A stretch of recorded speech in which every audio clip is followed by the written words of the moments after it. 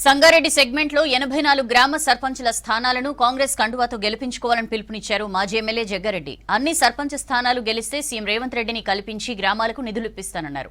అధికారంలో లేనప్పుడు కష్టకాలంలో ఎవరైతే కాంగ్రెస్ కండువా కప్పుకుని తిరిగారో వాళ్లను డబ్బులు లేకున్నా సర్పంచ్ అభ్యర్థిగా నిలబెట్టాలని పిలుపునిచ్చారు.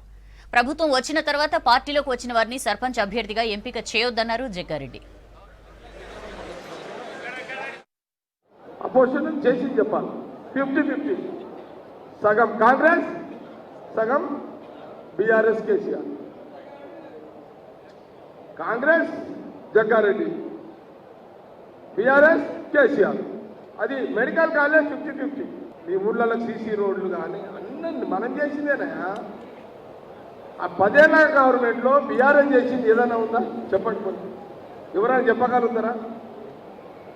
అందుకే నేనేమంటున్నానంటే గత 10 సంవత్సరాల కాలంలో కాంగ్రెస్ గవర్నమెంట్లో జగ్గారెడ్డిగా కాంగ్రెస్ పార్టీ నాయకులు మనమందరము ప్రజల కోసము అనేక పనులు మనం చేసి పెట్టిన చరిత్ర అన్ని కనబడుతున్నారు. మనం సంగారెడ్డి నియోజకవర్గానికి సంబంధించిన పూర్తి బాధ్యత నా పరంగా అంజనేయులు ఉంటాడు, మీ పరంగా ఈమె ఉంటుంది. మీరు ఏదున్నా ఈమెను కలవడుగా డైరెక్ట్గా.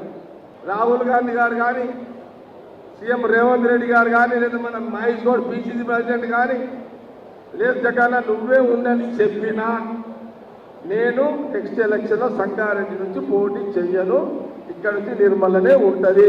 ఇక దాంట్లో నో డౌట్.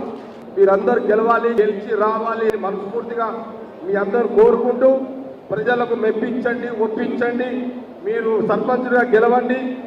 గ్రామాల అభివృద్ధికి నా పరంగా నిర్మల పరంగా పూర్తి సహాయ సహకారాలు సీఎం రేవంత్ రెడ్డి గారితో మాట్లాడి చేయగలరు.